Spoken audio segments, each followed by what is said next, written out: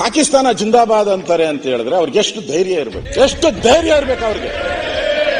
ನಾವು ಯಾವ ಮುಖ ಇಟ್ಕೊಂಡು ನಮ್ಮ ಸೈನಿಕರಿಗೆ ನಾವು ಮುಖ ತೋರ್ಸೋಣ? ಇವು ಪಾಕಿಸ್ತಾನ ಜಿಂದಾಬಾದ್ ಅಂದ್ರೆ ಅಲ್ಲೇ ಗುಂಡಾರಿಸ್ತಾರ ಅವ್ರ ಮೇಲೆ. ಇಲ್ಲಿ ವಿಧಾನಸೌಧದಲ್ಲಿ ಬಂದು ಹೇಳ್ತಾರೆ ಅಂತಂದ್ರೆ ಏನು ಕರ್ನಾಟಕದ ಆತ್ಮ, 7.5 ಕೋಟಿ ಜನರ ಆತ್ಮ ಇರುವಂತ ಈ ಒಂದು ವಿಧಾನಸೌಧದಲ್ಲಿ ಪಾಕಿಸ್ತಾನ ಕರ್ತಾರೆ.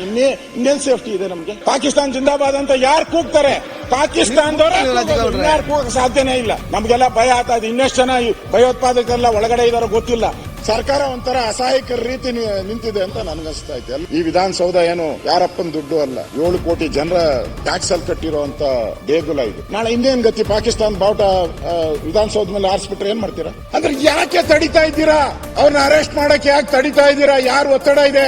ಅವ್ರು ಎಲ್ಲಿವರೆಗೂ ಸ್ವಂತ ಬಲದ ಮೇಲೆ ಗೆಲ್ಲಕ್ಕಾಗಲ್ಲ ಅಲ್ಲಿವರೆಗೂ ನಿಮ್ಮನ್ನ ಇಟ್ಕೊಂಡಿರ್ತಾರಷ್ಟೇ. ಅವ್ರು ಫುಲ್ ಆದ ತಕ್ಷಣ ನಿಮ್ಮನ್ನ ಅವ್ರಿಗಾದಲ್ಲ, ಅದೇ ಸ್ಥಿತಿನೇ ಕಾಂಗ್ರೆಸ್ ಅವ್ರಿಗಾದ.